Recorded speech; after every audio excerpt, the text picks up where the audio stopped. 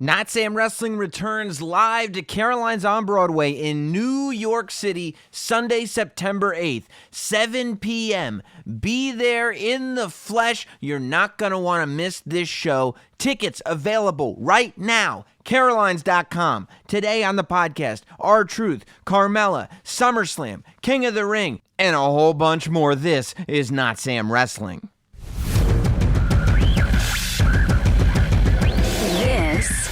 Is Notsam Wrestling.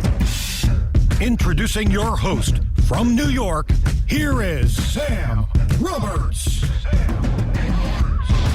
Here we are, back in the Notsam studio after a busy weekend, but really almost a full week in Toronto, Ontario, Canada, the beautiful Great White North. Here we are with another episode, 251, I believe, of Notsam Wrestling. Truth and Carmella and little Jimmy are going to be on today's show. Hilarious interview. You're not going to want to miss it, but I'm sure that that's not a shocker to you. Man. So, I got a lot of content for you guys. I did a lot of content for WWE. I did a whole bunch of stuff in Toronto. It was a busy time. I got up there right after, the podcast, so yes, last week, where we were a week ago right now, I was recording the podcast, obviously. Then, took a 4-hour nap, what some of you may call a night's sleep, headed into New York City, did the radio show with Jim Norton on Sirius XM, came home, grabbed my bags, headed to the airport. With traffic and flight delays and everything else that LaGuardia Airport has to offer, it only took 9 hours, but found my way to Toronto. Woke up the next morning, immediately downstairs for media, which will have interviews over the next couple weeks here on Notsam Wrestling. One of those, of course, being Truth and Carmella. I got tipped off. It's interesting now because obviously I'm going to Summerslam as a guest of the WWE. As a guest analyst for the pre-show and for the kickoff show of Takeover and SummerSlam. But at the same time, I still got my show on Sirius XM. I still got this podcast. So the PR people said, hey, we got a media event on Friday morning. I don't know when you're getting there, but you're going to want to check this out. And so I did. And, I think they were expecting 3 or 4 minute interviews. Unfortunately for me, or for them, I guess, fortunately for me, I decided to pull up a couple chairs and have a little bit of an extended chat with most of the people who came through my way. Certainly something that the PR department let me know that they noticed, and they noticed very, very much. But I said, the Notsam Wrestling fans, specifically the Notsam shills, they need content, okay? And I'm here to gather content for them.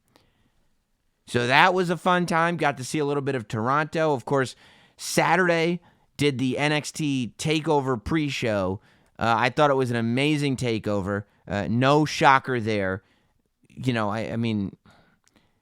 Adam Cole, Johnny Gargano matches, you just never get tired of them. Shayna Baszler, you never get tired of her. I thought Io Shirai and Candice LeRae probably had the standout match of the night in the sense that I think those two really got the opportunity to shine on a big stage, and they took full advantage and executed perfectly. I loved that match, and I am a huge Io Shirai fan, so I'm really glad that match went down the way it went down. A tag match opening was incredible. The triple threat for the North American Championship, incredible. But the pre-show was also incredible. It was yours truly, alongside Charlie Caruso, and Pat McAfee, who I swear to God, the looks of disdain are so real when I look at this guy on the NXT TakeOver Pre-Show. He comes out, first of all, he's walking around all day in like a black shirt, button up, and some way too tight khaki shorts.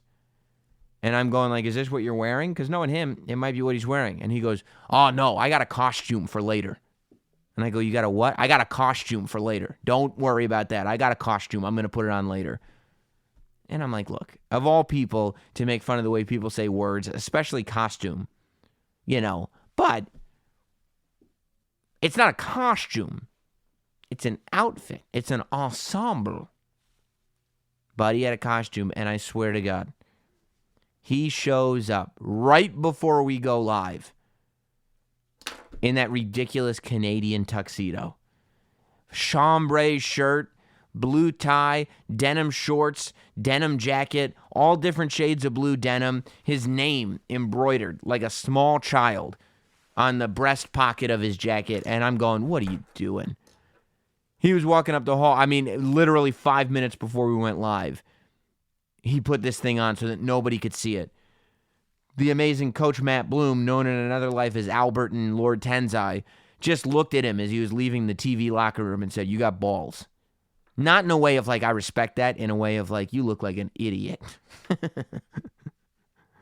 And then, of course, the lights were down at the Takeover panel.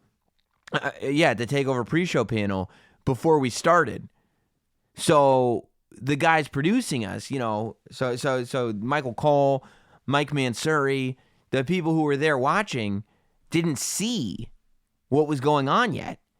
All of a sudden the lights come on and they go, oh my God. And I just said, wait, this is ridiculous. He knew it was ridiculous too. I don't know who he's trying to fool. But aside from Pat McAfee's absurd outfit, I had a blast breaking down all the matches on the kickoff panel. I don't remember what some of you all got mad at me for this time. I'm sure. Oh, yeah. I think a lot of Pete Dunne fans got upset with me. A lot of Mia Yim fans got upset with me. But look, I mean, Pete Dunne didn't win and neither did Mia Yim. So it's not like I was wrong. And then we get to SummerSlam. And I mean, getting to work with JBL. First of all, I'll tell you this. I felt very much vindicated for the colossal flub I had a year and a half ago at WrestleMania 34 when I stumbled through Action being on the way, and it was just the most embarrassing thing in the world. Probably the worst performance on any kickoff show ever.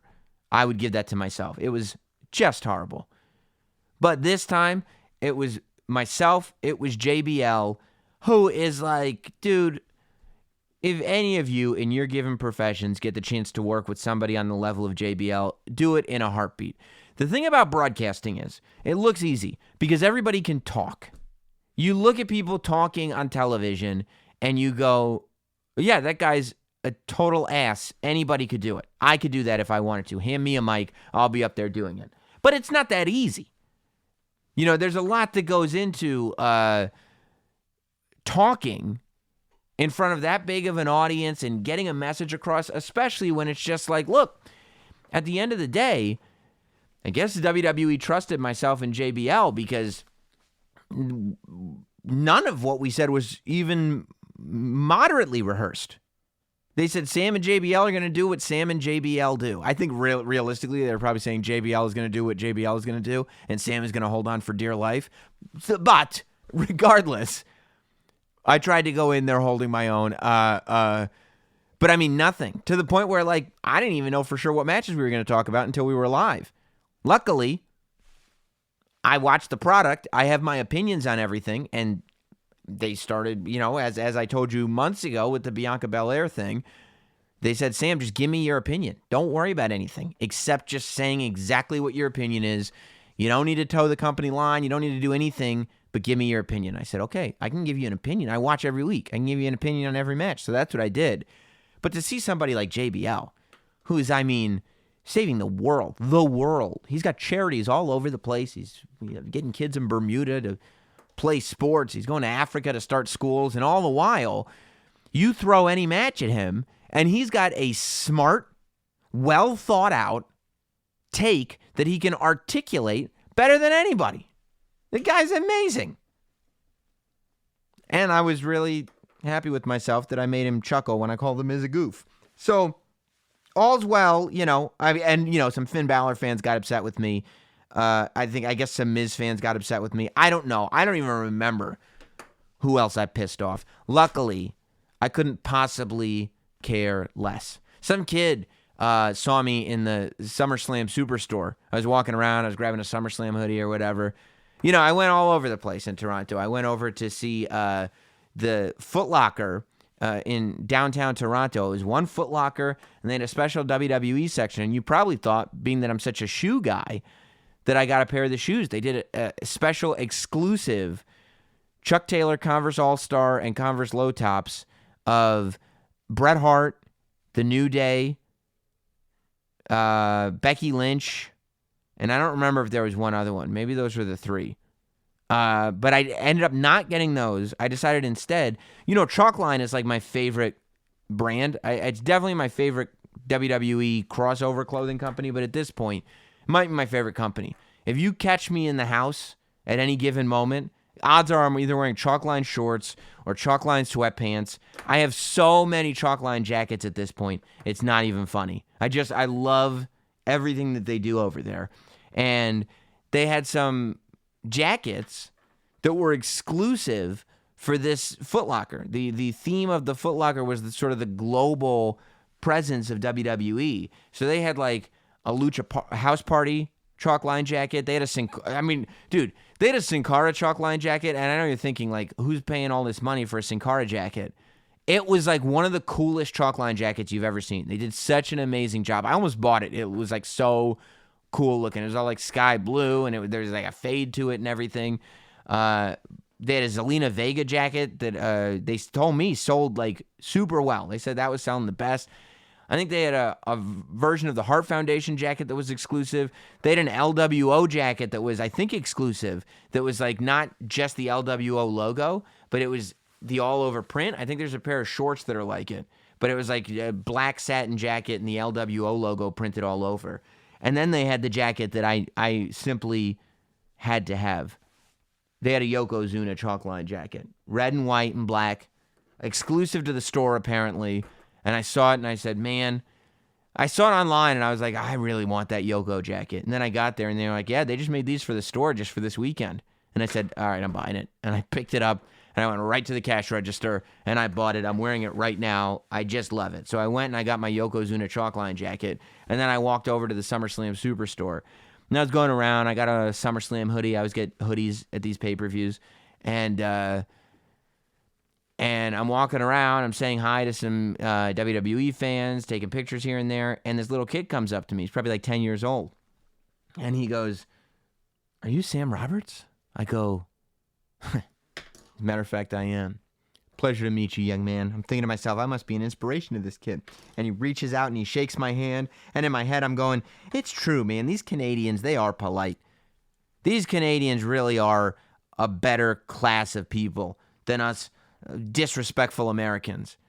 And then the kid looks at me and he's like, "Sam Roberts, you should do two things."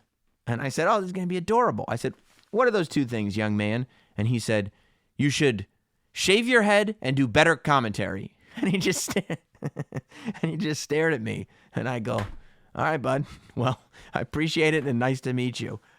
And I went about my way, but I said, I can't believe, man, all I do is go on these kickoff shows and present an opinion. I just give you my opinion. And people get so pissed off. I said The Miz is a goof for giving up his SummerSlam match and never winning, and he doesn't win, and he did give up his SummerSlam match. I think he won on Raw, but he doesn't win on pay-per-views. I said Finn Balor has a 0% chance of winning the championship. He did not win the championship. I said Kofi Kingston versus Randy Orton was going to be great and that Kofi has every right in the world to be mad at Randy. I stand by that. I'm right all the time. So I don't know what everybody's getting so upset about. And then I stuck around an extra day in Toronto and did commentary for Main Event, which you will be able to see on Hulu as of this week. And then in a couple weeks, it'll make its way on to the WWE Network. I heard one of the commentators was not saying very nice things about Zack Ryder and Kurt Hawkins. So I don't know. That's rumor and innuendo and hearsay, but I don't know. But all in all, it was a really, really great SummerSlam weekend for yours truly, the last professional broadcaster, Sam Roberts. And it only gets better because, there were people disappointed that SummerSlam did not happen this year. We've done 4 of them in a row because the last 4 were in New York. Now, next year we're in Boston. And if you guys in Boston want me to bring SummerSlam to Boston, let's start working on it now. Let some venues know. Let the people know. Because Boston may be a fun one to do. I've never done a live wrestling podcast in Boston. I guess I've never done one in Toronto either. But Boston is such a great wrestling town. It might be really fun to do it there. And that's something that we could get a head start on right away. But for the first time since January, I've taken an almost 9-month hiatus. I could have conceived a child in my belly and given birth between these two live shows. I don't do live shows all that often because they're a lot of work. I love doing them. I don't like everything that goes into creating them. I love getting on stage and doing the show. I love meeting you guys and interacting with you guys. But all the work that goes into them is a lot, especially with everything else I have going on and trying to sell tickets and doing the whole deal. But Caroline's on Broadway came to me and they said, Sam, we know it's your birthday on September 6th. We know that Raw and SmackDown are coming to Madison Square Garden on September 9th and 10th. So what do you say we split the difference? What do you say Sunday, September 8th, we bring Notsam Wrestling back to Caroline's on Broadway for the first time in over a year? And I said, that's a damn good idea, Caroline's on Broadway. Greg Charles, you did it again. You came up with it. So it's happening. For the first time in over a year, Notsam Wrestling returns to Caroline's on Broadway in New York City. If you're going to Raw at Madison Square Garden, if you're going to SmackDown at Madison Square Garden, this is going to be the spot. If you're not going to those shows, but you are in New York, this is going to be the spot. Sunday night, September 8th, 7 p.m. Eastern. We're going to be celebrating my birthday. We're going to be celebrating the history of WWE at Madison Square Garden. We're going to be doing a live Notsam Wrestling podcast. And if you want to be there, all you have to do is go to carolines.com and order tickets now. They were supposed to go on sale Monday, but I was hammering out some details, so they're going on sale right now. Jump online and get them quickly. I will probably have like a pinned tweet. I'll probably post it on Instagram. I'll probably do some Instagram stories about it. But just make sure you do it. Carolines.com. There's a little calendar on the side of the website. Click on September 8th, and Notsam Wrestling should come up. Get those tickets now. You can get it, and I think it's like $20 to get in, $35 if you want to do the VIP meet and greet. Caroline's does a ton of packages with it. There's drink packages and meal packages and everything. But to get into the show, all you have to do is drop a 20 spot. $20 for tickets, $35 with the meet and greet, and bada bing, bada boom, you're a part of history. Notsam Wrestling live at Caroline's on Broadway in New York City, Sunday, September 8th, 7 p.m. Eastern. Carolines.com right now for tickets. And right now, we go to our Truth and Carmella on Notsam Wrestling. The Notsam Wrestling interview. Let's take a brief pause to remind you all about Blue Chew. You've all heard about Blue Chew by now. Well, let me tell you something. Blue Chew is keeping my marriage alive. It's very, very difficult. There was a time when I was a young man, I was ready to go at a moment's notice. Now, I'm exhausted. I'm overworked. I got 150,000 things going on.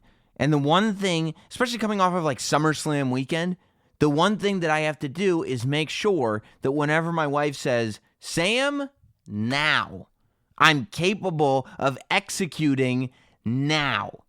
And the only way I can guarantee that I can do that, because it's not just a physical thing, it's also about mental confidence. And the one thing that will take care of the physical as well as the confidence is, of course, Blue Chew. Blue, like the color, it's the first chewable with the same FDA-approved active ingredients as Viagra and Cialis. You can take them day or night, even on a full stomach. And since they're chewable, they work up to twice as fast as a pill, so you can be ready whenever the opportunity arises. Look, we all watch too much wrestling, right? Most of us, we collect wrestling stuff. We're reading wrestling stuff on the internet. We embrace our hobbies. But if you want to embrace your hobbies and you want to have a successful relationship as well, you have to be able to show your partner at a moment's notice that you care about them too. And the way you're going to be able to do that is with Blue Chew.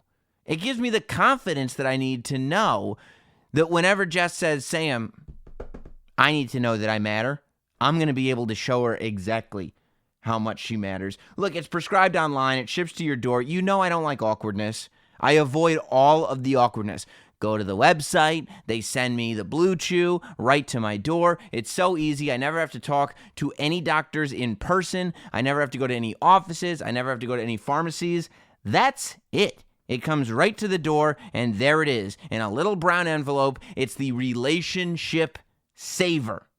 Because let's be honest, the physical part matters. And Blue Chew makes sure that the physical part is something that you can pull off. Hey, visit BlueChew.com now, and you can get your first shipment for free with promo code Roberts. It's free, so you might as well try it. All you have to do is pay $5 shipping. That's BlueChew.com, promo code Roberts. Try it for free. What a treat. Here we are with the WWE 24/7 champion, R-Truth, who's enjoying his morning coffee, Carmella, and they put out a third chair. Is somebody else coming? That's little Jimmy sitting there. He's not a morning guy, so he's been acting up all morning. And Trick or Treat is in October. I didn't say. Who said trick or treat? You said treat. I have a treat. I have treats. Yeah, I understand. You can have trick or treat. You get it? No, I got it. But you can have treats with at any. Also, coming from the guy who thought Drake Maverick is from Toronto, because Drake's from Toronto. He's got an accent, man. He speaks Canadian, right? Yeah, but it's Drake the rapper that's from here, not Drake Maverick. Bro, they telling me all kind of stuff. You know what I'm saying, bro? No, I get it. When you're paranoid, Sam, things sound alike, but they're different. But they mean the same thing. You see what I'm saying? And you're paranoid because of the championship. I'm paranoid because of people. This don't make me paranoid. Peoples do. Them. I see. They and those people make me paranoid. Right. Not Mello. That's what it said. They don't want you to be 24/7 champion. Right. No. Oh. Now you see what I'm talking about, man. He almost. Yeah, You almost burned little Jimmy. I'm not going to burn Jimmy. I'm not going to burn him. But no, they don't want you to be champion. So when you're doing there's a media scrum going on right behind us. There's a whole red carpet, and I mean there are dozens of people there. When you're in a room, and then behind us, I mean there's all. Swivel there, Truth. And here's the issue too. A lot of these media personalities are from Europe. You know what that means? There could be some family members there, dog. Yeah, no. I'm a European TV champion, you know what I'm saying? So it's like, I never know who I might run into. You're definitely right. That's not where I was going. Oh, I thought that's what you were saying. No. What I was saying was, if they were to win the 24/7 title, and the European TV champion, They're then gonna take it over the pond, you know. Home. Home. No. Not your home. They're gonna take it I'm European. to your home. No, I get that. Let me just stop you there. I'm just saying it'd be more difficult to regain the title if they were to get on a Concorde, get back to Europe. Bring it back to Europe. How you're going to fly to Europe and go get the title back? No, exactly. right That's now, what he's saying. No, I'm not going to Europe. So if they take We're here. We're going in November, though. November, yeah. Yeah, no, I understand. Right? You know we're going in November, right? To Europe? Yes. So but you wouldn't want to wait until November To go? to get the title back, I'm saying. We're talking about Get this ASAP. Right. If somebody take this, I'm getting it ASAP. I don't care if I got to swim, get a train, a boat, plane. Yeah, they have airplanes. That didn't have to be the fourth option. That could be the first, just plane ticket. It's so... Depends. This has been dependent on airplanes and tarmacs, too. So I'm a little paranoid of that, too, if you know what I mean. Yeah. Not only has it been defended, it's been won in laws. Exactly. Oh, my God. Now we're on the same page, Sam. Watch out! Ali! Wow. This is your life. They act like they friends, but they not. This Don't is my trust friend. anyone. Do you worry at all? Because we've now seen the title. It's not gender specific, right? Maria Kanellis is one. Kelly Kelly is one. You could be pregnant and win the title. Do you ever worry that Carmella will get that lust in her eye? We'll get that lust. I'm not talking about being pregnant. We'll get Pregnant. No, I was talking about Maria being pregnant. Oh, because I had my baby. I don't think you're going to get Carmella pregnant. What I think, I'm not worried about that. What I think is that, Carmella has chased gold before. She's been a champion before, Money in the Bank winner. Very proud of that. Do you worry of Carmella? Yes. Do you worry that she'll get that lust in her eyes? See the 24/7 championship and go, wait a minute. Listen, I feel like if that was going to happen, it would have happened already. I think that's their biggest question. I'm at the grocery store. People are asking me, when are you going to pin R-Truth? I'm not going to do it. He's my friend. I've done nothing but help him. And there's already been women who have won the title. So it's like, I'm not going to be the first. So why do I want to pin my friend for the title? That's typical. She's not typical. She's mellow. She's money. She's fabulous. That's for other people. You know what I'm saying? For them. So you're saying to do that, she's not basic. She's not going to go and try to get the title. About me is basic, honey. Right. She's not like them. They. Those-ettes. Right. All of them. They include the women too. Them-ettes, those-ettes, they-ettes, all of them. You know what I'm saying? They put the women involved with them. Throw an ets at the end of it. Yeah, since Maria was that, you know what I'm saying? You put it with it, you know what I'm saying? Like, I get that. Right. I do. I know exactly what you're saying. 11 champ. He's been champ 11 times. Times, dog. 11. Teen. I see. And is that something? But it also, and I mean, you know, I don't mean to, I'm not trying to be rude. It also means you've lost 10 times. We all lose in life. I lost little Jimmy for like 2 years to camp, you know what I'm saying? I was wondering where he'd been. Camp, man, it took him for 2 years. Wow. 2 years, dog, you know what I'm saying? Which was my fault, something I don't like to talk about. Yeah, because usually camp is like for the summer. Right. And they kept him there. Now, did they keep him there, or did you just not go and pick up little Jimmy?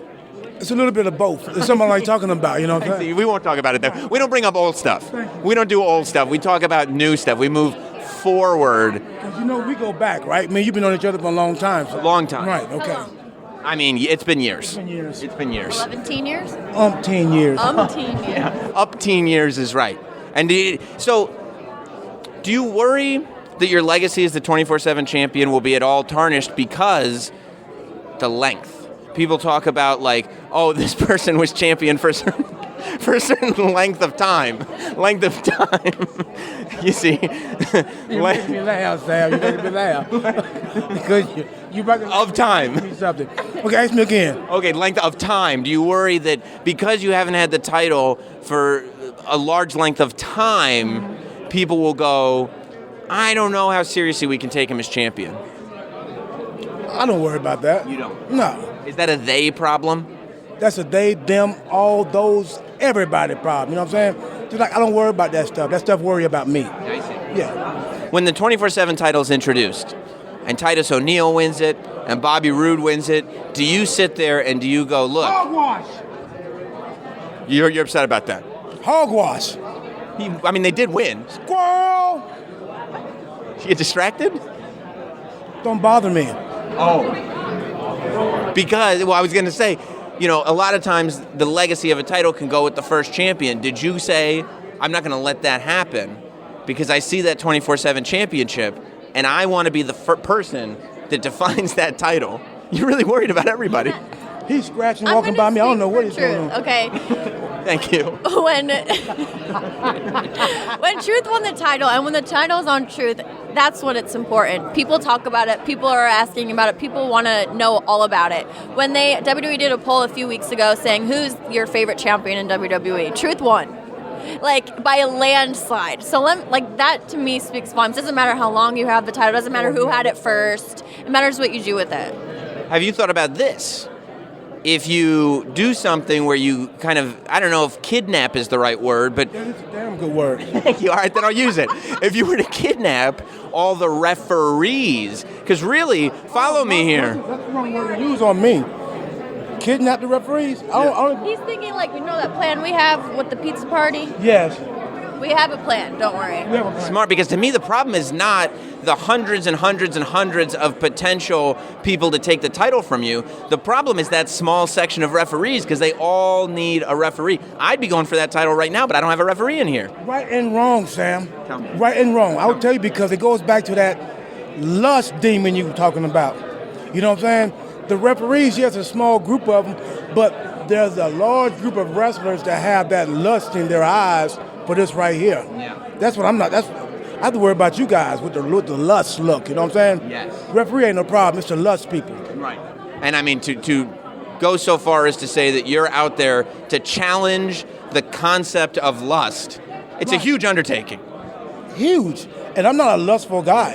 No. I can't, you know what I'm saying? Lustivity is just like, Is that how you would say that? I don't know. lustivity is like magnified the lust I that see. people had. I see. Once it become ibity, that's serious, dog. I see. Almost like it's ibity, you know what I'm saying? I get it. Yeah, right. yeah. So it's like the individuals is what bothers me. The referees, I can deal with them. We can take care of the referees.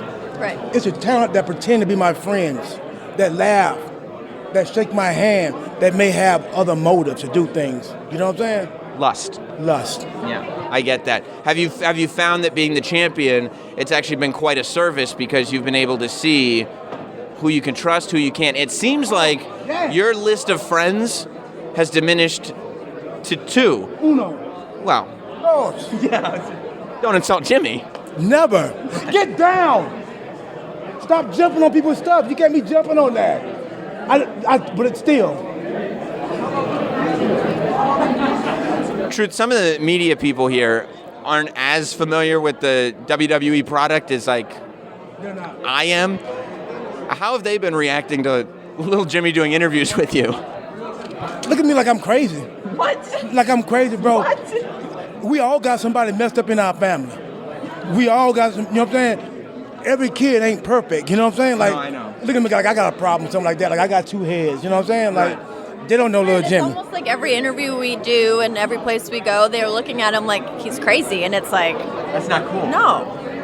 Carmella, do you worry at all that at some point you'll have something else, maybe like your wine will be coming out or something will be happening, right? And you'll go to one of these media outlets and they'll be like, oh, last time we saw you, there was little Jimmy was running around or something like that, and you'll have to explain. But I'm used to that. You know, I'm used to having to explain. You can't give Jimmy wine. Oh, he doesn't drink wine? No. He's little.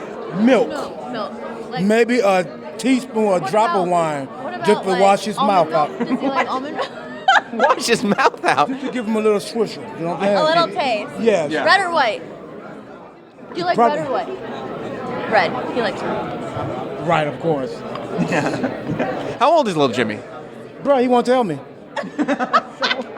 he will not tell me. Yeah. Isn't that crazy? Kids, man. Kids, man. Man, they want to do their own thing. You can try to guide them. You can try to tell them right from wrong. They just want to do their own thing. Let them be kids, Sam. You have to. Let them Let be him be kids. little. You have to. You have to. And you know what? They're only this age once. Once. You know? Twice. He's this age twice. Twice, dog. Yeah. How is that? You ask him. This is some Benjamin Button stuff, huh? But I don't know. Talk to him yourself. Ask him. He's not picking up so great on the mic. He's been this age for how long? That's true. I mean, you literally look exactly the same as you did when you were getting rowdy. Younger. Give me your secrets. There's no secrets. What y'all talking about? He's a rookie. You're on, I want it. What you talking about, Willis? Truth? He's new. He's one of the new guys. I am. I know. Right. I used to watch Kofi when I was little, man. You know what I'm saying? He also was a huge John Cena fan when he was Huge, John. Growing up? Yeah. Who were your influences coming into the WWE? Oh man, like I said, Kofi, Yeah. John Cena. I watched Rumble when I was little, man, when he was just starting out. I mean, you probably were a little kid watching Drew McIntyre's first run. Yeah. Braun Strowman. You watched Braun. Dog, I was like a little kid, like, roar! You know what I'm saying? Right in the living room, man. Yeah, but now, like, to be older and like living my dream and doing this, you know what I'm saying, dog? It's like, and meeting these guys in person, like, dog, I used to watch you when I was little, man. Right. They look at me like sometimes crazy too, but like, you know what I'm saying? But they're It's a superstars. crazy look. It's They're superstars, dog. You know what I'm saying? So. Yeah, to you, they're still superstars. You're like that movie Rockstar, where you grew up with the poster of these guys on your wall. Now you're one of them. Yes. How does Yes. that feel? dog. Does that make you feel accomplished? I feel accomplished. It's an extraordinary feeling, man. Like going to sleep with these guys on the ceiling. You put them on the ceiling. I want to be like that one day, Sam. Odd. The ceiling is a lot because you're looking up and you know. Can I please tell you something that Truth did? So when was that? Was that Mania Week? Yeah, that was Mania We had a Week. signing at the Barclays Center at their like pop-up shop, and people are coming in asking for autographs, photos, all that. He was on this kick where he decided to say everything was odd. Like if someone came in and like shook his hand, he was like, that's odd. And then it got to a point where I just couldn't even control myself. Someone was like, hey, how are you? And he's like, I'm good, how are you? And they're like, I'm fine. He's like, that's odd. And they would try to they justify it. Yeah. No, I mean, I know that there's a lot going on in the world right now, but Remember this little kid tried like shaking your hand and then he like just gave you a dab and you're like, that was odd. a kid? And he just, for the whole 2 hours, everything was odd. And it just like, God, having him around is just the funniest thing in the world. It's so much fun. And people will just do it because it's our truth. They go with it. Yes, they go with it. Watch this. Hey, Joe. I'll get both of them. Can you get the camera? Watch. When we finish this, where we going? Once we finish with Sam, where we going? When we finish here, where are we going? That's odd. I don't even know why you're bothering doing this. Okay, now he throws it back to me. Yeah, he's trying to. He goes right into explain it to it. Yeah. But everyone here knows you. Yeah. Oh my right? God. Weird, man. You know, there's just something about you. You have mastered the art of saying something with confidence and making it so that it's just reality. I mean, some of these. Question anything he says, you're just like, okay, yeah. He says it with so much conviction, and it's just like, okay, yeah, he's right. I mean, they're not even words half the time. Yes, Most of I the agree. time. Look, Sam is so bad. Like when we have like real meetings at work, I can't say anything because if I do, everybody will laugh, and it's not serious no more. Right. Even if I ask a serious question, they will laugh at it. Like it's. Right. Yeah, I love when people are going like, "Why is Truth doing this character?" And I'm like, "Character." It's me, dog. And when I get to be me, I get to like, it's fun. Right. So fun. And I found somebody that's like just as fun as I am. Everything that we do, not half or some, everything that we do is just natural. Yeah. And we just, even when they have us talk, we'll just like, okay, what do you want us to say? What do you want us to hit? And we'll just vibe it ourselves, and it's freestyle all the way. And they don't have to write it for us, which is the best. Like that golf course video, that was just us just being. And I think that's why it went over so well, because we didn't plan any of it. I wasn't planning on dragging him across the golf course. And I thought I could outrun the golf cart, right? So I told her, I said, hey, what I need you to do is, so we're going to do this one time, you need to put the pedal to the metal and take off. And she was like, serious? I said, yeah. I said, I'm going to run past you. She's like, I'll run by you like you're going too slow. And I was like, Then I'll okay. Stop, and then I'll let you go, and I'll come up and catch you. So the guy didn't tell me there was a new golf cart. You know what I'm saying? We did it one take, and then it just stuck. And I didn't realize I was dragging him. Like, I'm not going to stop. She drug me the whole field of the golf course, man. Yes, did not stop. There's so many elements to that, including Jinder Mahal being in his gear on the golf course. Perfect. He showed up like that. Yeah, so what guy rides around? They say, I'm weird. He's riding around in his wrestling gear. You know what I'm saying? Yeah, no, I get it. Right. I get it. I think that golf course video was like the video when the 24/7 title got introduced. A lot of fans were like, what's this? You know, blah, blah, blah. I feel like it was the golf course video that it was like, you get it? You get it now? This is what we're doing. It's like, You're this right. is why it's You're so right, good. Sam. And Yes. that was, yeah. I forgot about that. Was the first thing we really ever did with it that was outside of like a ring or ring. an arena, yeah. And then the airplane, the tarmac was the second, right? Right. So good. So now, yeah, people started getting it then. And so now they expect it.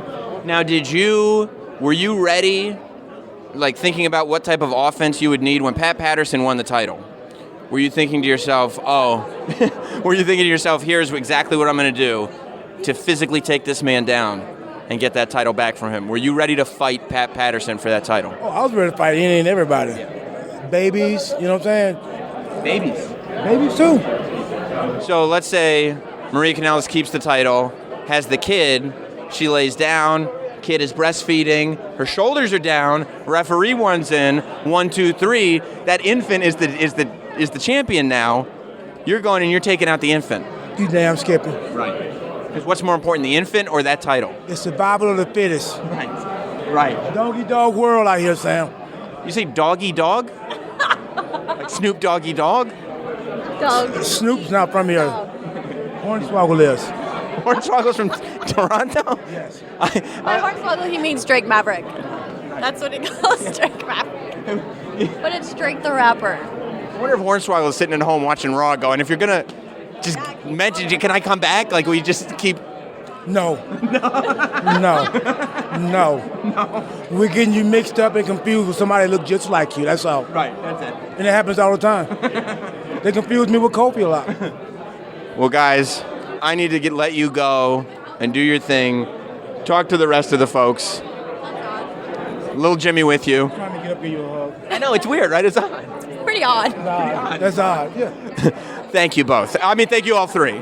Thank you. Thank you for that. We're going to take a quick timeout so I could tell you about a team management tool that's going to improve your office workflow. Yes, I'm talking about Monday.com. It makes it easy to track projects, to stay productive. You don't need emails, spreadsheets, random files, whiteboards, to-do lists, post-it note reminders. Monday.com organizes and tracks everything all in one place. Let me tell you about Monday.com. You've got something that's intuitive and takes almost no time to set up. You've got something that's flexible, okay? You can easily customize it to do whatever you need it to do. It's easy to stay organized. It's easy to find files. Looking through your emails to find stuff is a nightmare. You're trying to figure out what words you should be searching. You're trying to figure out around what date it took place. Never again. Monday.com organizes everything in one place, so you're not wasting time. It creates accountability. Look, if you're a team leader, you know people try to pass the buck nonstop. It's impossible. Monday.com makes it easy to find the answer to the questions that you need. Are you working on it? Did you get the email? How often are important tasks getting lost in the shuffle? With Monday.com, you can easily assign tasks to coworkers, and you can track projects. The platform is suitable for any size team, from 2 freelancers working together to thousands collaborating across the globe. I told you it's flexible. Check out Monday.com. This is the incredible team management tool. Look, not only can Monday.com do everything I just said, it's also going to put an end to long, boring meetings. You won't need endless meetings trying to figure out new tactics to stay organized or who's going to be working on what. Monday.com has all the answers, and that's why I'm recommending it. If you go to Monday.com/NotSam, they're going to give you a free 14-day trial. No commitment. You can check out Monday.com and see for yourself how helpful their software is. One more time, that's Monday.com/NotSam for a free 14-day trial, and make sure that you use the exact link. Because if you're using my link, Monday.com/NotSam, there's going to be additional savings if you choose to sign up. Monday.com/NotSam. Here is Sam Roberts. You were probably expecting State of Wrestling to begin right now, thanks to our Truth and Carmella, but I told you I got a whole bunch of content for you guys while I was there in Toronto, didn't I? Well, what if I told you there was a bonus interview on today's podcast? You would know if you read the description of the show. By the way, while you're reading the description, you might as well give us a 5-star review and write a rating or a review. I don't know. Just do good stuff for the podcast on iTunes. It really helps, I suppose. But I'm going to give you a bonus interview. It's not even in the title of the show. What if I told you I sat down with Samoa Joe and chatted it up about what's going on with his character right now? Is that something you might be interested in? Is that something you'd like to hear? Well, then here it is, a bonus interview on this week's Not Sam Wrestling. Let's hear from Samoa Joe. Once again, ladies and gentlemen, with Samoa Joe. Hey, man. Joe, what's the haps? Not too much, man. How you doing? I'm good, but I was thinking about you because as I always. knew you were. I just had something in my head, so he's been thinking about me. Last time we talked, you finally exposed Yes. that you do interviews in character. Yeah, with you only. No, with only you. You were the victim. Right. Yeah. For an audience of one, to make somebody else laugh. Because, like, granted, when we first did it, it was like, oh, the guy that's borrowing Opie Anthony's studio wants this. Oh, fuck, we're getting this guy. And then you got, like, popular, but I was too committed to the gag by then to really respect your artistry. So, yeah. I just now revealed the last interview that we had together. So I had to work for it, though. By the last interview, you're like, all right, fine, you're here. The board op schlub? Yeah. Let's get this guy. Yeah, you've been doing this long enough to know when it's like, okay, this guy's a schlub and this guy's actually a person. Oh, God, I really, I was like, yeah, when all the boys, MVP, Key and all was like, oh, we got to go over there, I was like, I get invited to Sirius. I can walk in Shade 45 anytime. What am I doing with this guy? Right, Yeah. No, I get it. Real big shot, real big leaguing. In the middle of the afternoon, prime time, right? Yeah. Prime time. Sway, shut up. I want to talk about something. So, now you're here, man, and you're doing media. nonstop, I feel like. Yeah. How do you keep these things fresh for everybody else? I get how you keep the Sam Roberts interviews going. Yeah. But through character work and lies and debauchery. You're basically practicing your improv career for when you're done with wrestling. But how do you keep the rest of them fresh? I don't know. I try to answer questions differently each time, which is really hard because they literally ask you the same questions every time.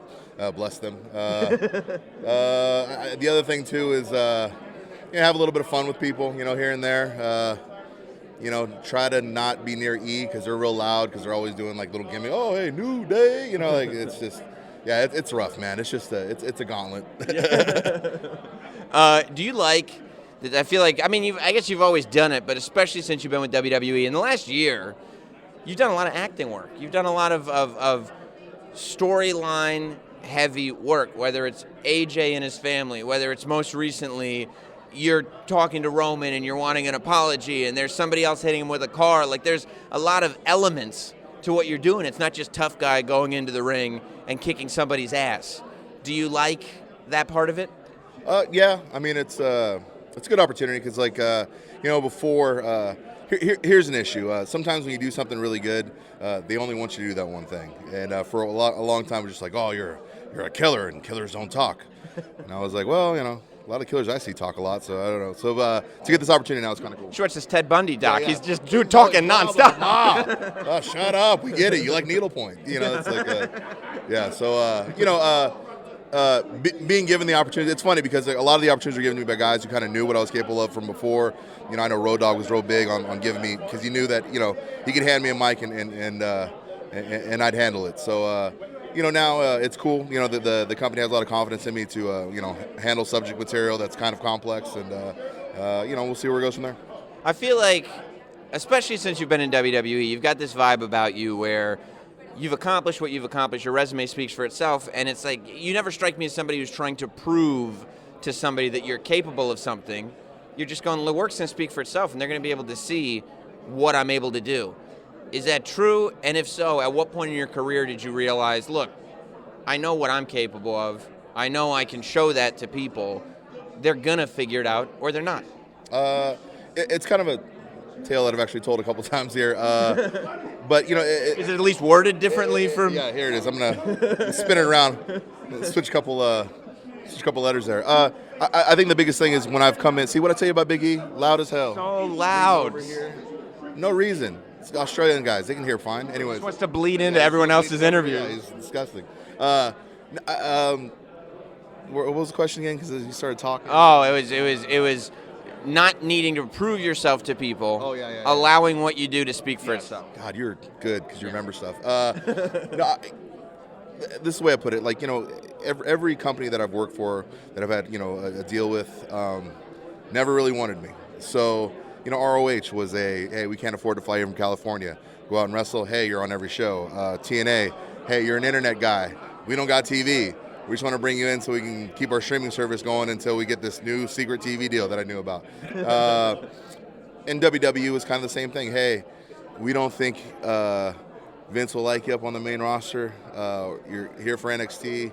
You can do what you want. And, one night, next day, they hand me a full-term contract on a walkout. So it's like, at this point, if I can't believe in what I'm capable of, I probably would have quit the business a long time ago. I probably would have, because, I've been told no at every step of the journey, even after kind of accumulating what I thought was a pretty impressive career, still being told no.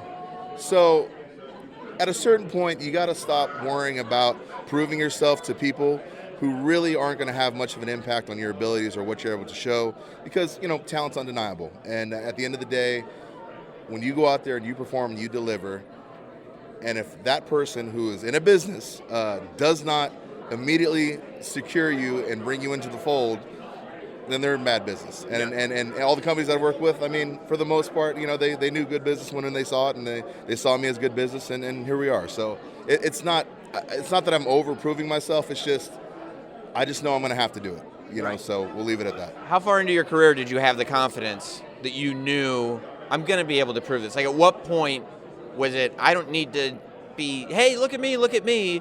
I'm aware of what I'm capable of, whether they are or not. I think pretty early on. Yeah. I mean, because like I said, like once when I started my career and kind of the WWE path was closed off to me, and it actually helped me because, not a lot of people get a clear no. And there's a lot of power in a clear no. Because when you're given a clear no by WWE, which they rarely do, that's what people don't understand. Is like, they may say, hey, we'll see you in a couple months, which can be terrible because you're just like, oh, are they really going to hire me? You don't know what that really means. But it's really them trying to keep their options open too, right? Yes, but a solid no is like, no, cool. And now the path is set. Like, now I know where I got to go and what I got to do to stay in this industry and to make a living. And that no made it easy. Okay, Japan. And then from Japan to ROH to TNA to where we are here today. And, I really wouldn't change that. Like, everybody says, oh, do you, they speak to me as if I have regret because WWE didn't hire me right in my infancy in this business. And I don't, because it kind of had this really awesome journey, met a lot of great people. And I liked the way I entered WWE when I got in here because, after the initial proving stage, everybody kind of gave me the respect. Okay, this guy's a guy in the industry who draws and does things and helps us out. So it worked out nice. Plus, it's like, dude, you know how to make a living outside of WWE, and who's in the title matches? For the most part. Yeah, for the most part. I mean, granted, a lot of people, oh, you've lost a ton of title matches. I'm like, yeah, but I've been in the majority of them. So we're not talking about the endings. We're talking about the entrances. The entrances. That's what we're talking about. I kind of felt like there was a little bit of humanity for a first time in a long time portrayed on television with Samoa Joe when Roman got hit by the car and you go get a medic out here.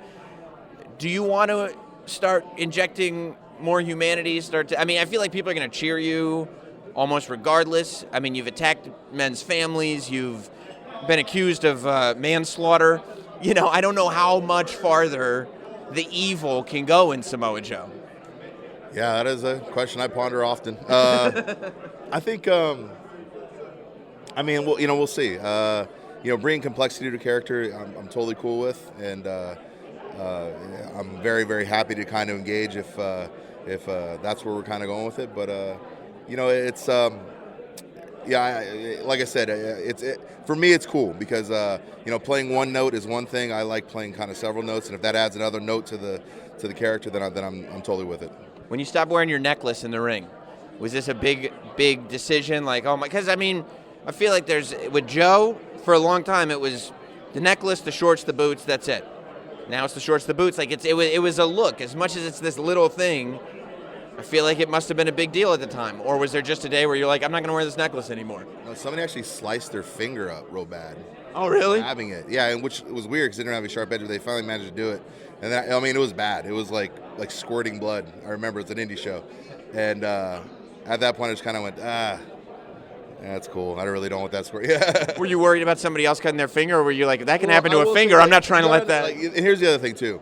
A lot of indie wrestling companies don't clean their mats probably as well as they should. And this company was known for having including one that having a lot of staph infections that kind of magically appeared.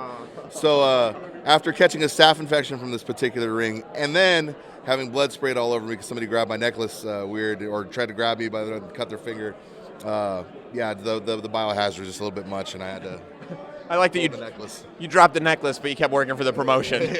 Actually, I didn't after that. Good.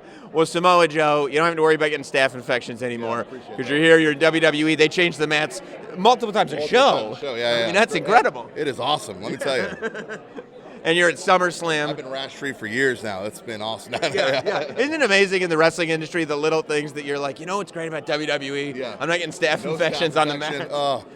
Like, that's what people don't realize. You can give wrestlers, like, just the basics that a person needs to live by, and they'll be like, I feel like a king here. Yeah. We'll sell merch. It'll be great. Samoa Joe, thanks so much, man. Appreciate it, man. Let's take a quick pause to talk about AdamandEve.com. I'll tell you why I like AdamandEve.com so much. AdamandEve.com can add variety to your sex life without making you feel awkward. And I'll tell you how it's done. You go to these adult toy stores, adult bookstores, whatever you're looking for, video stores, and you know that you want to add some spice into the bedroom. But if you're like me, let's be honest, we don't know what we're doing.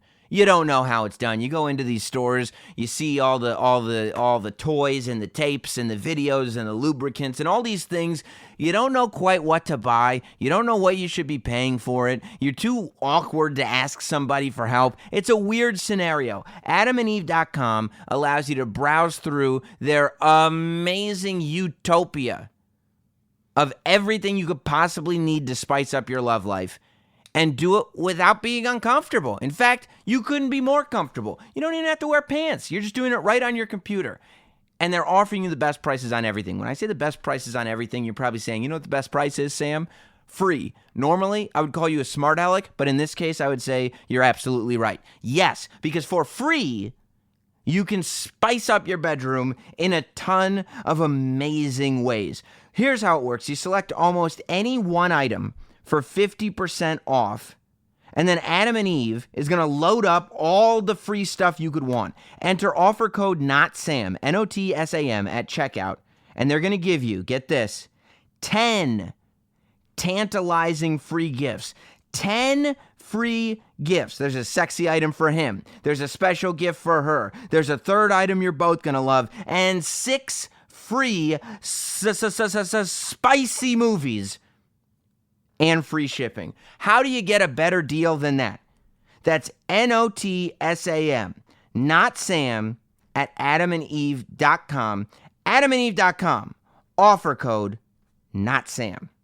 It's now time for this week's State of Wrestling. Gather around, gather around. It is State of Wrestling time here on Not Sam Wrestling. Of course, the only place that you can watch this State of Wrestling live and see the video as it happens, as well as see the video later and get everything in advance and get all the shows ad-free and early and get bonus shows and get free tickets to the upcoming live events like the one coming to Caroline's on Broadway on Sunday, September 8th at 7 p.m. with tickets at carolines.com is, of course, by being a member of our Patreon page, patreon.com/NotSamWrestling, becoming a Not Sam show. It's how you get everything that I just mentioned, and my favorite benefit, access, which I'm looking at right now, to our Discord room, a Discord server full of awesome wrestling fans, all listeners to Not Sam Wrestling, all Not Sam shows that are going all the time. I mean, they're talking about Raw, SmackDown, pay-per-views, WWE, AEW, New Japan. They're talking about other wrestling shows, other wrestling podcasts. They talk about it all. It's just a group of my favorite wrestling fans in the world all talking about it, and you can join that by joining the Patreon at any level, patreon.com/NotSamWrestling. It's less than $1 a week. Now, let's get into it. You know what we do on the State of Wrestling. Count down the top 5 stories of the week according to yours truly, the last professional broadcaster, Sam Roberts, in the world of pro wrestling. And I'll start with story number 5, which to me is, of course, SummerSlam. I mean, I guess really the whole SummerSlam weekend. I talked about TakeOver and I guess SummerSlam a little bit, but I talked about how much I like TakeOver in the beginning of the show this week. But SummerSlam, I thought was a really good pay-per-view. They kept it to 3.5 hours. It seemed like, you know, everything mattered. We'll talk about Bray Wyatt probably a little bit more. That was certainly a highlight of SummerSlam. I thought that everything done with Bray Wyatt was great.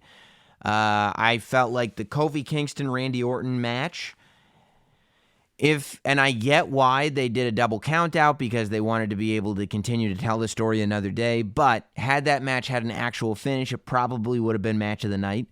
Up until the double count out, which got booed in Toronto, just a tremendous match. I can't wait to see the rematch. I think that they're great together. And this, as I've said many times, as I said on the SummerSlam kickoff show, legit, this is the story that I've been waiting to see told in Kofi Kingston's title run. I really enjoyed the Seth Rollins-Brock Lesnar match.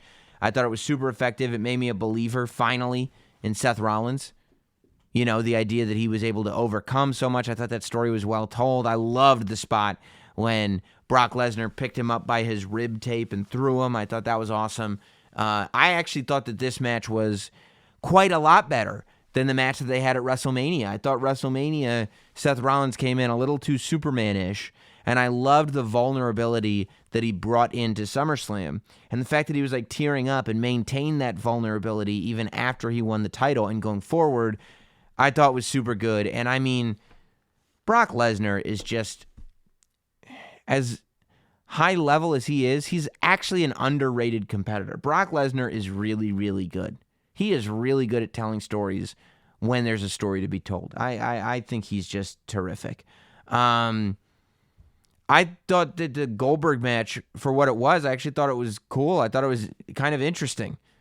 I kind of like Dolph, for some odd reason insisting that it's not a big deal. You're a coward for beating me and then leaving. And then he gets beaten again. He gets beaten again. He gets beaten again. I mean, there's rumors floating around about what the future of Dolph Ziggler is actually going to look like. But I at least thought it was, if you're going to squash Dolph Ziggler, which I kind of figured they would, it at least makes it a little more interesting, that Dolph kept asking for more for some odd reason. Clearly, I think that this Goldberg match, the same way the last Undertaker match, was kind of just a reminder, just something, not to say that either of those two matches were the superstars' last matches. I'm not saying this is the last Goldberg match we'll ever see, but I think both the Undertaker match at Extreme Rules, I want to say, was the last pay-per-view, and the Goldberg match at SummerSlam, I think both of those matches were designed so that the Undertaker-Goldberg match can be kind of washed away.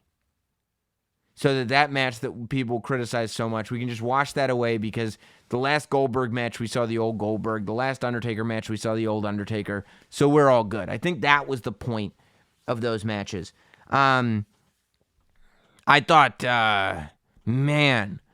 Charlotte versus Trish, I thought was so good. And I was ready for that not to be that great, to tell you the truth. I was ready to kind of be underwhelmed by Charlotte versus Trish, but I was overwhelmed. I thought Trish crushed. Charlotte is probably the best female athlete on the roster. I couldn't say enough good about that match, based on the fact that it didn't have to be good, if that makes sense. That match could have easily gone south. Trish doesn't wrestle, right? But it didn't. And both of those women deserve to be commended for that match, for sure. And other than that, I thought the no surprise, the Cruiserweight title match on the kickoff was good. They added a couple matches to the kickoff, the Buddy Murphy, and who, by the way, I mean, it's not on my list just because there's not room for it. But before we move on from the weekend, can we talk about how amazing Buddy Murphy looked on SmackDown? Talk about two people that deserved a round of applause. I think Roman Reigns and Buddy Murphy both. Roman Reigns for really making Buddy Murphy, and Buddy for being there to take advantage of that opportunity. I think that they've, after months of not doing anything with Buddy Murphy, he was given just this much opportunity, and he's running with it, man. And I couldn't be happier for him. I think he deserves it. Both Buddy Murphy and Cedric Alexander had these incredible matches with main event guys this week. People were saying that the Buddy Murphy-Roman Reigns match might be one of the best matches of the year, and it's like, yeah, but that Cedric Alexander-Drew McIntyre match might also be one of the best matches of the year. I thought that was amazing, Cedric and Drew on Raw. So two great matches from the two. Think about, really, 205 Live. It's really interesting, because 205 Live, you don't really look at it as a place that, I don't want to say where you would breed success from, but I only say that because people don't watch it. There's not a lot of concentration put on 205 Live, but look at the guys that have come from 205 Live that have made it onto the main roster. Take Mike Kanellis out of the equation, and you've got Ali, you've got Cedric Alexander, you've got Buddy Murphy. I mean, if I'm on the 205 Live roster right now, I am not feeling sorry for myself, because clearly these are guys who, once they get an opportunity, boy, can they take advantage of it, and boy, can they shine. And both Cedric and Buddy did that this very week. Story number 4. But yeah, as far as SummerSlam as a whole, I would say it was a good show. It was a good, fun show that left you feeling satisfied. I don't think it left anybody feeling overly shocked. I guess the Seth Rollins win was kind of a surprise. But the stuff that kind of you thought would probably happened, and the stories moved in the way that they were moving. I think that also with Paul Heyman and Eric Bischoff coming into the picture, we're seeing a lot of parts moving right now. We're seeing a lot of parts that are changing and moving. So there's remnants of the old guard with the very beginnings of the new guard, and I don't think that picture will fully be painted probably until Royal Rumble this year. I think we'll be figuring things out until about the Royal Rumble, and that's when we'll start marching toward what next year is going to look like. Because at the end of the day, that's what it's all about. The wrestling year starts with ends with WrestleMania. So really, it seems like a long way away, but the next big pay-per-view is Survivor Series. That's only in November. That's like September, October. That's like 2-3 months. And then the build to Royal Rumble starts, so you're already at Royal Rumble, and that's where you're, I think you've got the Fox deal starting in October. Right after that is Survivor Series. So I think what you're going to do is you're going to see what the WWE product really looks like with Eric Bischoff and Paul Heyman in charge of SmackDown and Raw, respectively, with the Fox deal in place. So you've got Raw and SmackDown, I think probably very much separated. You're going to start to see what it looks like heading into WrestleMania.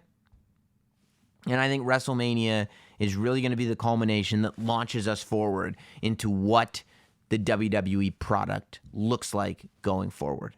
Speaking of products going forward, story number 4 is, and by the way, story number 4 is Orange Cassidy signing with AEW, just because of how much conversation and controversy that drew. But I do want to say congratulations to Austin Theory. It was just announced on WWE's website that I believe he's still the Evolve champion. Austin Theory, who was backstage at TakeOver Summerslam weekend and was in the front row for his shot there, has officially been signed. I mean, dude, this guy, the athlete that he is, the look that he has, the fact that he's a baby, for Christ's sake. I sit there now and I mean, dude, you got guys that were like born in 99. I'm going to look up what year, I'm going to look up what year Austin Theory was born right now.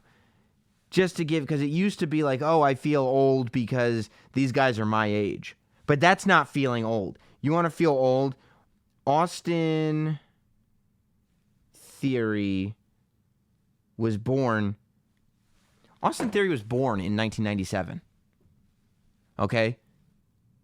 You got guys that, it's amazing to me, right? Because the last generation I related to very much because they grew up with the Attitude Era, just like me. Just like I think a lot of us that are probably listening to this podcast, we grew up with the Attitude Era. We are now seeing a generation of wrestlers that they grew up with the ruthless aggression. The generation that we're seeing now watched Brock Lesnar when they were a baby. Watched John Cena when they were a baby. Watched Randy Orton when they were a baby. Batista when they were a baby. Ruthless aggression was what their childhood was. We're talking about a generation of wrestlers coming up right now that do not remember a time when WCW existed. That's folklore to them. Austin Theory, there's no way. WCW went down in 99. It was 2 years. Austin Theory, I'm sure he's done all his homework and everything, but he does not remember a time when WCW existed. I say that to say, not only look how young he is, but the shape that he's in, the look that he's got, the ability that he has in the ring, by the way. And he's got all that time in front of him. Just amazing. Just amazing. I'm so excited to see what happens with Austin Theory. But Orange Cassidy is who AEW signed. Now, I'm a fan of Orange Cassidy. There's a couple of guys who I was actually poking around trying to get on the podcast before AEW signed them. Marco Stunt was one of them, and Orange Cassidy was another one of them. And it just didn't work out for various reasons, and now they're in AEW. But, I think that they're both super interesting because they're both representative of what independent wrestling looked like up until, they signed with AEW. Now they're not independent anymore. but just the new face of what wrestling can look like. Because that was what the controversy was, right? Which was a shock to me. I thought Orange Cassidy was kind of an internet darling, but people were pretty split. Even Dave Meltzer wasn't that sort of enthusiastic about the announcement of Orange Cassidy going to AEW as a big signing announcement. And I get the criticism. First and foremost, I get the criticism. Look, I think I'm interested and excited to see AEW present this other form, this completely non-WWE version of wrestling, comedy wrestling, that has been super popular on the independents for the last couple years, but that WWE really doesn't touch, that there hasn't been, I should say, a mainstream audience for yet. I'm interested to see how some of this stuff applies to a mainstream audience. And that doesn't mean, selling 10,000 tickets. That means millions of people watching on cable TV, hopefully. So that, and when I say interested, I'm not even being negative about it. I'm not going, well, we'll see if it works. I want it to work. I want to see what that presentation looks like because we haven't seen it before on that level in wrestling. So that to me is exciting. But I think the criticism lies in the confusing branding that AEW has put out, and it's the same reason I was critical of what they were doing at their last pay-per-view, specifically on the pre-show, whatever they call the pre-show. When you go to really launch your promotion and you tell everybody who's willing to listen, and this is what their owner was saying a lot, Tony Khan, I think, was saying it even more than anybody else, but that they were going for a realistic, sports-based feel for their product. JR said it a lot. I think Cody and the Bucks said it a lot. Like, everybody said it, and I said, okay. And I remember having a conversation with Wade Keller, I think, on his podcast about that I'm not 100% sure in my mind. I know for me personally, I'm not excited about that because I don't watch sports. Like, I don't know. I think when we did a poll, we found out there was quite a lot of crossover. But I don't think because you watch wrestling means you watch sports and vice versa. However, it's not being presented, wins and losses matter, that whole thing. Like, I'm okay, let's try it out. When you have comedy acts that you're focusing on, that's where the message, the branding gets confusing, that's all. When you say, we're going to present a product that is more sports-based, that feels more competitive, and you go, yeah, I've seen that in what you do. In the Cody Dustin matches, in the Omega Jericho match, in the matches that the Bucks have had, in a lot of matches, a lot of stuff SCU has done. Feels real. All these matches are great. Awesome stuff. But then you do go on a kickoff show and you have like the sponsor of the show in a quote-unquote hardcore match with a guy who's hitting him with a pink inflatable flamingo and he's selling it, and you go, well, this doesn't feel like sports. This is even goofier than what's on WWE TV. So that, I think, is where the criticism lies for Orange Cassidy. Now, Orange Cassidy is a tremendous athlete. Orange Cassidy has the ability to go beyond a comedy act. This is just the character that he's doing. And, it also has been, I think, more multifaceted than a lot of people realize. But no matter how multifaceted it is, if it's primarily a comedy act, it does go against the initial statements of AEW, which is focusing on sport and adults and competitive and wins and losses and things like that. I think that, I don't agree with people that are jumping up and down now saying, well, WWE's in trouble because AEW's kicking their ass. Like, AEW's not kicking anybody's ass. They only, they haven't even started TV yet. At the same time, I can't say, I don't accept people saying negative things about AEW yet either because they have not proven themselves. We'll find out in October where AEW stands. But I get the criticism behind promoting the Orange Cassidy thing because it doesn't feel as sports-based. I'm excited to see it. I love Orange Cassidy. I'm just saying that, I think, is where the criticism lies. Hey, I want to take a brief time out to talk about something that we all kind of know about, right? We all know what the risks of driving drunk are. You could get in a crash, you could hurt people, you could kill them, but here's some surprising statistics, right? Almost 29 people in the United States die every single day in alcohol-impaired vehicle crashes. That's one person every 50 minutes. We can't go an hour without something like this happening. Even though drunk driving fatalities have fallen by a third in the last 3 decades, drunk driving crashes still claim more than 10,000 lives each year. Drunk driving can have a big impact on your wallet, too. You could get arrested. It would incur huge legal expenses. You could possibly even lose your job. So what can you do to prevent drunk driving? Plan a safe ride home before you start drinking. Designate a sober driver or call a taxi. If someone you know has been drinking, take their keys. Arrange for them to get a sober ride home. We all know the consequences of driving drunk. But one thing's for sure, you're wrong if you think it's no big deal. You're not special. It could happen to you. Drive sober or get pulled over. Story number 3, speaking of controversial moves, a lot of people came off of SummerSlam saying their favorite thing was Bray Wyatt. Their favorite thing was the debut of The Fiend, the entrance, the lantern, the outfit, the song, the entrance theme. The match itself, I mean, I thought it was tremendous. I think The Fiend is awesome. You go into the SummerSlam Superstore, and there was just all kinds of Fiend merch everywhere that you looked. But he wasn't on Raw or SmackDown this week. Now, the first thing that I said, I'm sitting in the locker room at SummerSlam, and I saw The Fiend have his match with Bray Wyatt, with Finn Balor, and he won, just like I said he would on the kickoff show. And he has this match, and I looked at whoever was there with me, and I said, man, I don't think Bray Wyatt should ever wrestle on television again, at least for the foreseeable future. I don't think Bray Wyatt should have a match on TV. You're talking about a character that is so well received. His debut is the second to last match at SummerSlam, and it's a highlight of the show. To me, there is no reason. Like, I saw some people tweeting like, oh, well, what he should do is come out and attack John Cena and The Undertaker, and he should beat everybody up. Or what he should do is come out and attack Roman Reigns, and he should attack Seth Rollins and become the Universal Champion. Like, look, relax. Here's the thing about The Fiend. You can't have him lose.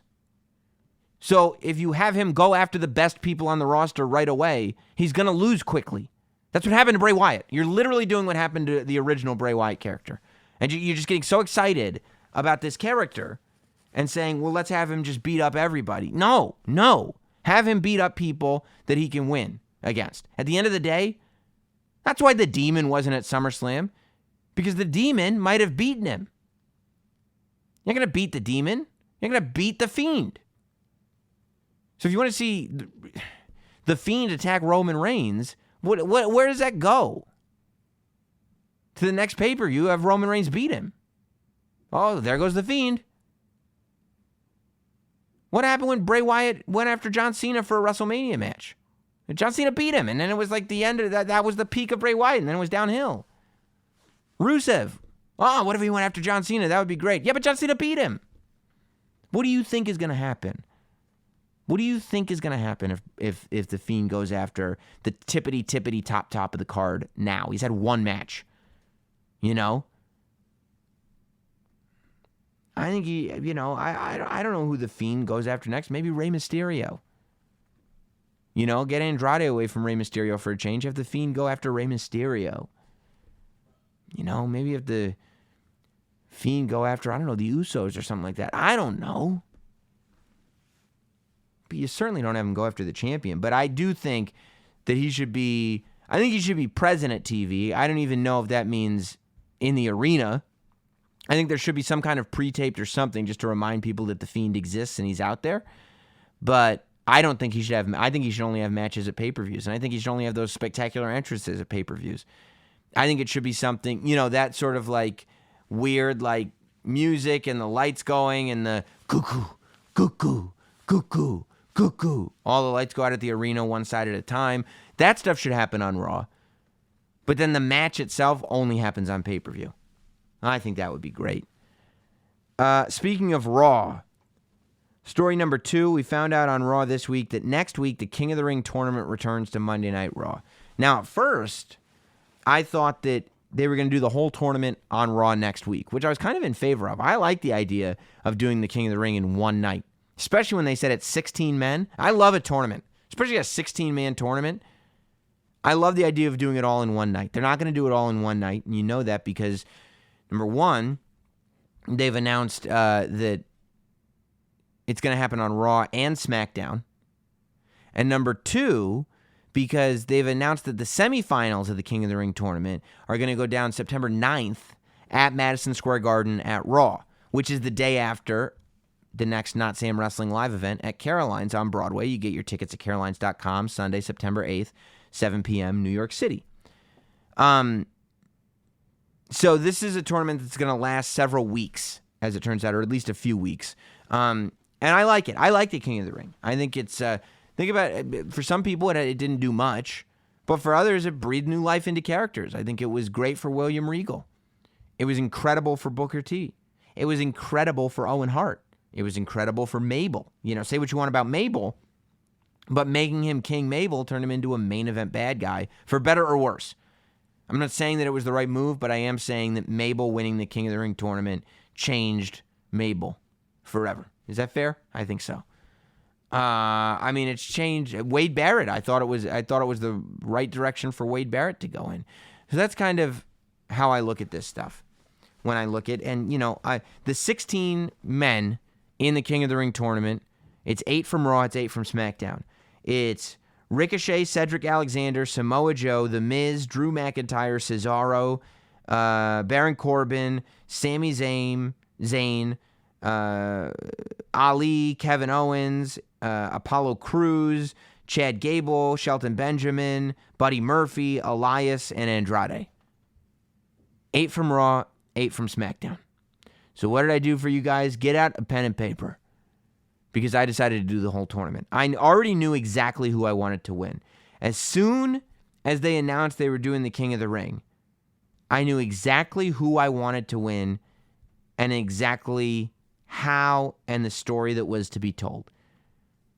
So let's go over how this might go down in the world of the last professional broadcaster, Sam Roberts. If I've got the pencil, here's what I'm thinking. First round matches. First of all, I'm keeping Raw and SmackDown separate. 8 guys from Raw, 8 guys from SmackDown. If you're doing matches on both Raw and SmackDown, I'm not combining the rosters. I'm doing a SmackDown side and a Raw side. The winner of the SmackDown side takes on the winner of the Raw side in the King of the Ring finals. I would expect that would go down at a pay-per-view, maybe Hell in a Cell. Not in a Hell in a Cell, I'm saying at the Hell in a Cell pay-per-view. So, on the Raw side, I've got your first round matches are as follows. Sami Zayn versus Ricochet. Baron Corbin versus Cedric Alexander. Samoa Joe versus Cesaro. And The Miz versus Drew McIntyre. Good guys versus bad guys across the board. Those are your 8 Raw guys. Here's how I would have this go. Drew McIntyre beats The Miz clean. Clean as a whistle. Samoa Joe beats Cesaro. Clean as a whistle. Ricochet beats Sami Zayn. Clean as a whistle. And Baron Corbin returns to take on Cedric Alexander. And you're going, Cedric Alexander, like that's kind of the first we start sprinkling in this idea that he's going to be the underdog favorite. I mean, can you imagine what this would mean for Cedric Alexander? This is a guy who started at 205 Live. He's been doing everything he can to get noticed on Raw. He's jumped off the Titantron. He had a Match of the Year candidate with Drew McIntyre. Tonight, he's got the opportunity in this King of the Ring tournament to stand above all of his peers and get on a skyrocket straight to the main event. That's what I'm saying about Cedric Alexander. Until Drew McIntyre interferes. Trips Cedric Alexander at one point on the rope. Cedric Alexander turns around. Hey, get out of here, Drew McIntyre. Turns back to Baron Corbin. End of days. Baron Corbin beats Cedric Alexander, spoiling the whole thing because of Drew McIntyre. Now, we have Drew McIntyre versus Samoa Joe in the second round. And guess what? Cedric Alexander has had about enough of this. Turnabout is fair play, my friend. He gets involved, and now you've got Samoa Joe beating Drew McIntyre because Cedric Alexander got involved. Then you've got Ricochet versus Baron Corbin. And Baron Corbin, a hard-fought matchup. Baron Corbin wins, and this time Baron Corbin wins clean. The first time, Baron Corbin won because of interference. This time, Baron Corbin wins clean. You got Baron Corbin versus Samoa Joe as your Raw final match. I mean, come on. Who can call that? You've got maybe two of the toughest, if not the two toughest superstars on the roster squaring off head-to-head. Samoa Joe versus Baron Corbin. Baron Corbin is the one that ends up on top. He takes advantage of a subtle mistake that Samoa Joe makes. Baron Corbin ends up winning. I have Baron Corbin winning the Raw side. Now we go over to the SmackDown side, and here are my matches. Andrade versus Apollo Crews. Shelton Benjamin versus Chad Gable. Battle of two former tag partners. Buddy Murphy versus Ali. Battle of former 205 Live members. And Kevin Owens versus Elias. Now, we already know how the first match is going to go. Of course, Shane McMahon interference. He wants to make sure Elias is his boy. Elias beats Kevin Owens.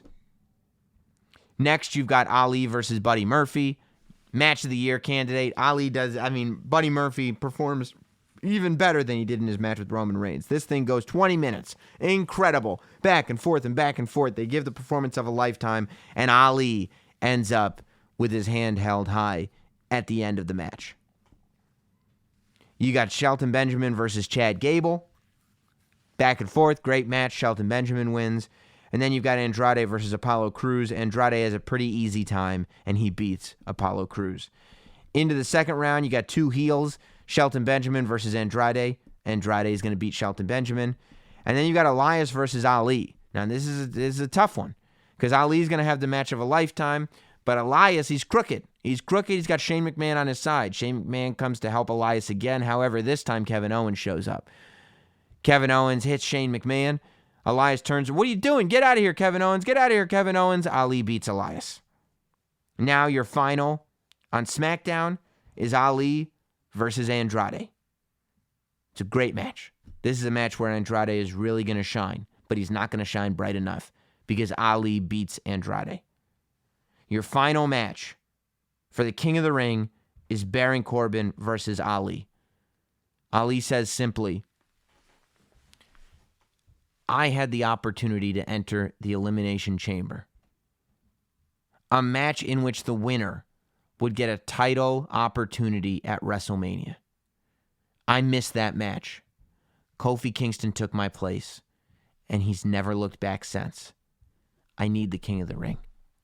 I need the King of the Ring to make up for everything that I lost. This is my moment. I need to be the king because the only place left to go after you're the king is the champion. And I'm going to be WWE champion after I'm King of the Ring. And all I have to do now is beat the evil Baron Corbin. So Ali goes in with all the motivation in the world. And unfortunately for Baron, just kidding, Ali, it's not quite enough. Baron Corbin takes him out, pulls the tights, crooked chicanery, steals the moment from Ali, and Baron Corbin wins. I believe this King of the Ring tournament is all about making Baron Corbin the king. He's no longer Baron Corbin. He's not a Baron. He's a king. King Corbin comes out of this, the 2019 King of the Ring. I think it's the only way to go. King Corbin, he's back on TV now. He's back behind the mic. And he don't answer to nobody. He's King Corbin. I truly believe that this King of the Ring tournament can be completely set up and completely designed so that Baron Corbin is as awful a human being as you've ever seen. You know, I truly think that when you look at guys like Wade Barrett and Booker T and Owen Hart and Mabel and all the people whose careers changed after the King of the Ring, William Regal, Baron Corbin is right there with them. I love the idea of King Corbin being the King of the Ring, and I don't think he would ever let anybody forget it. I think it could be great. Story number 1 is the return of your girl. My favorite wrestler. Sasha Banks, legit boss, finally is a bad guy. Took off the purple wig to reveal the blue underneath, and here she is. Sasha Banks is evil.